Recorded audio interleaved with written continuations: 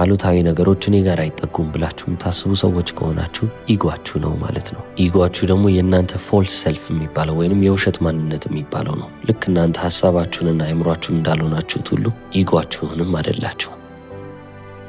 ኤከርት ቶሌ እንደሚናገረው ከሆነ አሁን ላይ በጣም እውነተኛ የሚባለው ነገር ምንድነው ካላችሁ አሁን ላይ የምታደርጉት እንቅስቃሴ ብቻ ነው። በዚህ ፕሬዘንት ሞመንት ወይንም ደግሞ አሁን በምትባለው ቅጽበት ላይ የምታደርጉት ማንኛውም ነገር ብቸኛው ሪያሊቲ ወይንም ብቸኛው እውነታ የሆነ ነገር ነው። ሌላው እንዳለ አይደለም ይላል። ውጫዊ ዓላማና ውጫዊ ግቦችን ልታስተካክሉ እነዛንም ልታሳድዱ ትችላላችሁ። ነገር ግን ያን ያህል ጊዜያችሁን ወስደው ደግሞ አሁናችሁን የሚሰርቋችሁ ነገሮች መሆን የለባቸው። አይምሯችሁም ደግሞ ሁልጊዜም ቢሆን አሁን የምትባሏን ጊዜ ዘሎ ማለፍ ይፈልጋል። ለዚህ ነው ወይ ወደፊት ወይ ወደ ኋላ የሚመልሰው። አሁንን ሆናችሁ ወይንም አሁንን ተላብሳችሁ የምትኖሩ ከሆነ አይምሯችሁ አያስፈልጋችሁም። አይምሯችሁ ደግሞ መሳተፍንና ሁሌም ቢሆን የሆነ ነገርን ማስቀመጥን ስለሚፈልግ እናንተን ወደ ኋላ ወይ ወደፊት ይወስዳል። ለአይምሯችሁ የህልውና ጉዳይ ሆነበት ማለት ነው። ወይ ወደ ኋላ ሄዶ ሜሞሪ፣ ትዝታ፣ ትውስታዎችን ይሰጣችኋል። አለበለዚያም ደግሞ በአንቲሲፔሽን ውስጥ እንድትኖሩ ያደርጋችኋል። ነገሮችን በመገመት ይሄ ሊፈጠር ይችላል፣ ይሄ ሊፈጠር አይችልም እያለ ያሳስባችኋል።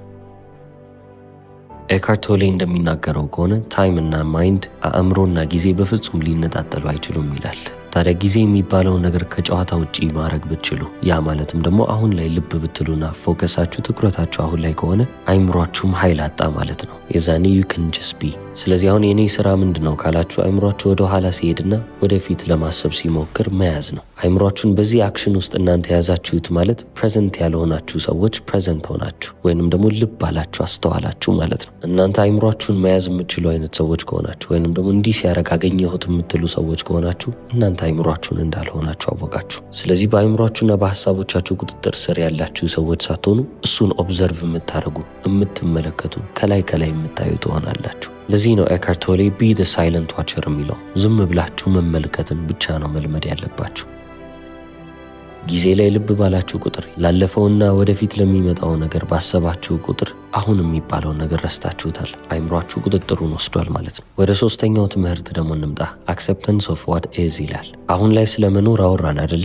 አሁን ላይ ከኖረን አይቀር ደግሞ አሁንን አክሰፕት ማድረግ ወይንም ደግሞ መቀበልን ደግሞ መልመድ አለብን ይለናል። ምንም አይነት ሬዚስተንስ ወይንም ደግሞ ያንን ነገር እንዳትቀበሉ የሚከለክላችሁ ኃይል መኖር የለበትም። አንድ መጥፎ ነገር ዛሬ አሁን በዚህ ሰዓት ቢፈጠርባችሁ ምናልባትም መከራ በህይወቴ እየመጣ ነው ብላችሁ እንድታስቡ ወይንም መከራውን ያመጣብኝ ይሄ ነገር ነው ትሉ ይሆናል። ነገር ግን ኤከርት ቶሌ እንደሚናገረው ከሆነ መከራውን የሚያመጣባችሁ ያ የመጣባችሁ የተከሰተባችሁ ነገር ሳይሆን የደረሰባችሁን ነገር አክሴፕት አላረግም ብላችሁ ማመናችሁ ነው ወይንም አለመቀበላችሁ ሰፈሪንግን ይዞባችሁ ይመጣል ይላል። የተፈጠረውን ነገር እንዳለ